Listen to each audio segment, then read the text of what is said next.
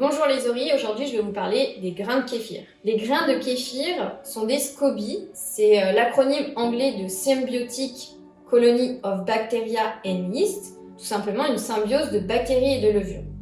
Ces SCOBY de kéfir ont également plein de noms: graines de kéfir, granules, souches, ferments, tibicos. Les grains de kéfir ne sont ni des champignons ni des graines. Si vous plantez, rien ne poussera. Ce sont bien des bactéries et des levures en symbiose. Chez Orizae, nous employons aussi le terme de starter. Ces grains de kéfir ont une texture gélatineuse.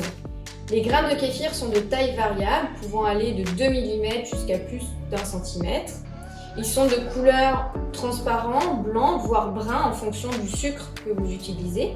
Leur texture est à la fois ferme, moelleuse, un peu comme un gel. Ils sont friables, mais ils ne doivent être ni visqueux ni gluants. Dans une prochaine vidéo, nous vous montrerons comment entretenir des grains de kéfir en bonne santé. Quelle est la fonction des grains de kéfir? Les grains de kéfir sont essentiels pour la fermentation. Ils vont apporter le pétillant, l'acidité, mais également les probiotiques. Les probiotiques sont des micro-organismes qui sont essentiels pour notre digestion, mais aussi pour notre système immunitaire. Les grains de kéfir ont une très longue durée de vie, ils peuvent durer des années, voire même à l'infini si vous en prenez soin.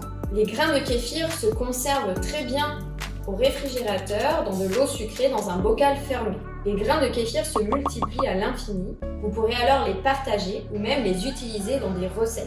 Le kéfir est donc un ensemble de bactéries et de levures qui vont fermenter pour créer votre boisson de kéfir. Dans une prochaine vidéo, nous verrons comment la fabriquer.